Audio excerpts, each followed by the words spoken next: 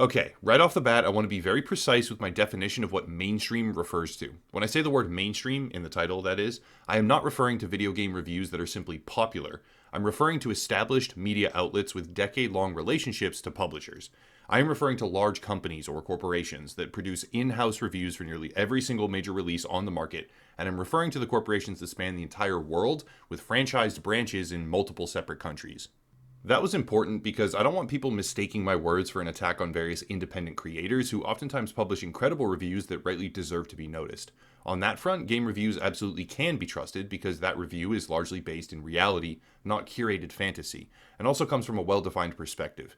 Basically, if you've gotten to know the personality of a reviewer over the span of months or even years, you are able to better understand why they say certain things and parse those opinions better than you could simple text on a web page, for example, from someone you probably know nothing about.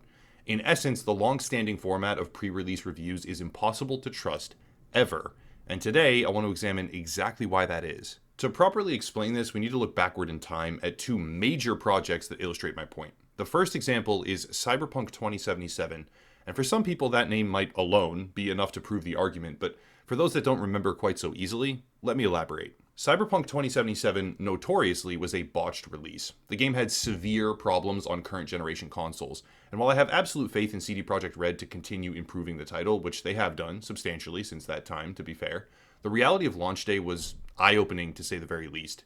CD Projekt Red, regardless of where this decision originated from, decided to enforce an extremely strict embargo standard, which denied reviewers the ability to capture and show their own footage. For many people, this was an immediate and severe red flag, rightly so, but going a little deeper, the embargo prevented reviewers from using anything other than pre-filmed B-roll footage directly from the company. This created a very interesting and painfully obvious phenomenon where mainstream reviews were simply a visual extension of the company's marketing material. Yes, there was text or voiceover, whatever it was, that in a few instances contradicted the perfectly polished outward appearance of the gameplay, but the motivation here was uncharacteristically transparent.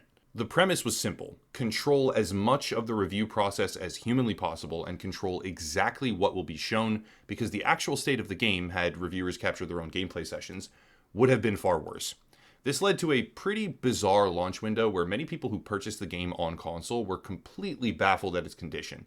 What they were playing was not what had been seen, and since CD Projekt Red had not even allowed current generation console copies to be reviewed because they were so broken, no one had any idea how bad it was about to get. This would later become a rather unique moment in gaming history because they tried to control the narrative too much. They even got sued for this. I think there was a whole shareholder thing. The game was pulled from the PlayStation Store as well. That's probably the most notable thing that happened. And a refund catastrophe swept through half of the player base. But the focal point for today is how CD Projekt Red deliberately obfuscated and controlled the review process in a very restrictive way. That's example number one. For example number two, we can look much more recently at Battlefield 2042. Battlefield 2042 pre-release was praised. Honestly, it was, but what people didn't know was that the game would become yet another example of botched quality with an unfinished product. There are more problems than I am qualified to even cover here, just keep that in mind. Squad functions, map issues, basic features, all of it. And yet, on the game's homepage, EA was advertising, for weeks I might add, that the game had received a 90 out of 100 from COG Connected, a 4 out of 5 from Tech Radar, a 5 out of 5 from EGM, and a 4.5 out of 5 from Digital Trends. Also listed was a spattering of quotes, including one from IGN as well as PC Gamer. Funnily enough, if you look at the actual context here behind the PC Gamer quote, it's just incredibly bad. The quote reads, "One of my favorite games in the series," on EA's website, right, to advertise the game. But in the actual review, it says, quote, "When everything works, Battlefield 2042 is easily one of my favorite games in the series. But it's rare to make it through a match without feeling like something has rattled loose from deep inside the game engine, and no amount of Portal-inducing nostalgia can mask the feeling that this game feels rushed out the door," end quote. That's a very distinctive difference, and it highlights exactly why mainstream reviews fundamentally cannot be trusted, even when some of them are right. After working in this industry for roughly 6 years, myself, and making connections at numerous different publications, dev studios, publishers, all of it, here is my understanding of how all of this works. Gaming news media is very obviously a for-profit industry. Nobody's going to dispute that. Also, I'm not even saying it's a bad thing. It's reality. Profit comes from advertisers, and advertisers pay based on clicks. Writing things that bring in page views and thus potentially clicks is the foundation of a successful business in the space, and thus having content that can capture those views reliably is critical. There's a sort of long-standing myth out there that mainstream reviewers, particularly sites like IGN or Kotaku, whatever it is, outlets in general that cover video games, get paid for higher scores. This myth is predicated on the idea that actual money is changing hands, which is quite honestly a little bit absurd.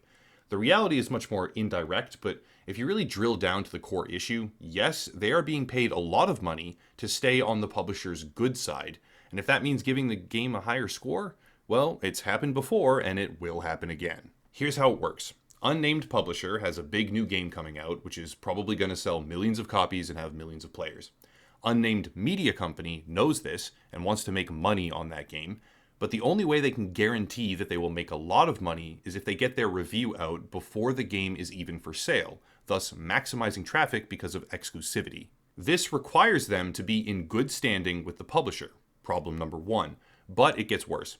Pre-release reviews, unless the reviewer is given a full copy of the game with a lengthy period of time before it comes out, and the game doesn't change in that window, but that's a whole separate thing, are often based on a curated vertical slice of content, which the publisher controls with absolute precision.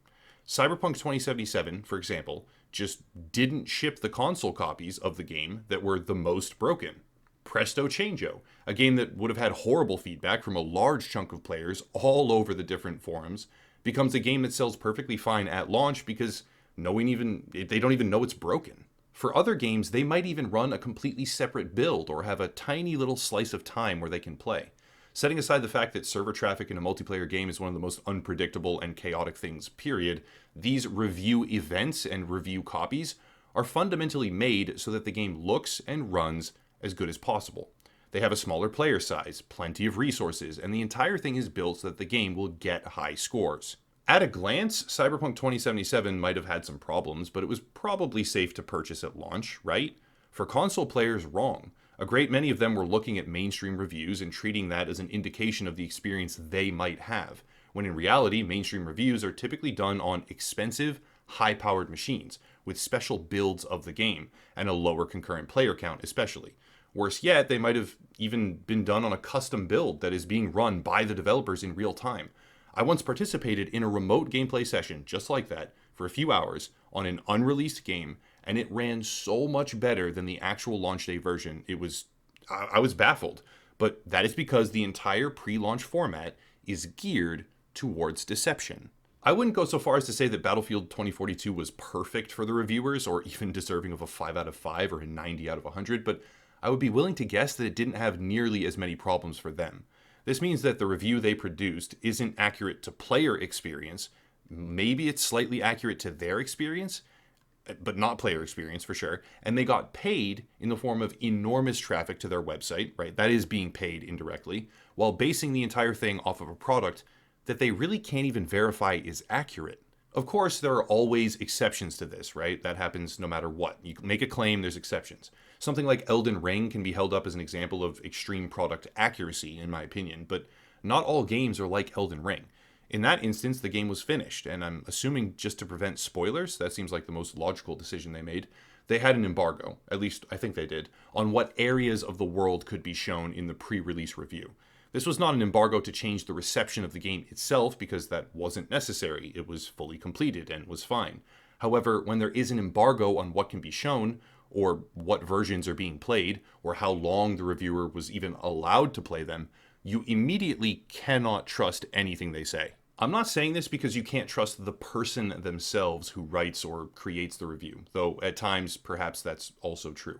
I'm saying this because the publisher's marketing department is part of the equation, and everything you see may well have been curated, sculpted, and modified to present the best outward appearance possible. If the reviewer then gushes over that appearance with praise and compliments, but the game ultimately launches in a much worse condition, it's because the entire process, at the most basic level, is untrustworthy. The best example of this really is Battlefield 2042, most recently. Multiplayer game with severe issues, but reviewers give it, by and large, pretty excellent scores. When it finally launches, players are completely blindsided because they are playing something that has not been crafted specifically to impress a few people. And EA even cherry picks the least authentic quotes imaginable and plasters them across its website, perpetuating the false impressions that they helped create in the first place to sell more copies. We live in a sort of awkward time right now because antiquated systems of exclusivity and access still persist, but the internet has opened all the doors wide for anyone to participate and add to the conversation. Larger publications cling to their early access desperately because it guarantees a certain amount of revenue, and publishers allow them to maintain it because they can harvest additional sales, maybe, sometimes, and control their image, most importantly. But if they simply posted what they had truthfully and publicly, the natural spread of information online would likely carry it just as far with much better reception. Obviously not the most predictable way to maximize profit, especially if you know your product is bad, but hey, that seems to be why the system persists in this form anyway, so I guess in a way it is useful for them. Bottom line, mainstream reviews, especially pre-release versions, can never be trusted. The entire point of them, based on the existing format at least, is to deceive you, and sometimes, yes, they are accurate, but when something is deliberately made to control exactly what you see, and then what you think as a result of what you see, like early access builds or pre-launch windows or whatever it is, how can you then trust a review of that product, which oftentimes isn't the same product you yourself are going to be playing? The answer is you can't. You're much better off watching an independent creator 3 weeks after launch. But that's it. If you want support, there are links down below, primarily locals and Patreon, to not rely on YouTube AdSense.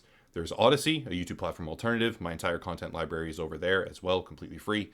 Another YouTuber to check out, merchandise, social media, etc., etc. But I'll cut it there and stop rambling. As always, thank you all for watching, and have a nice night.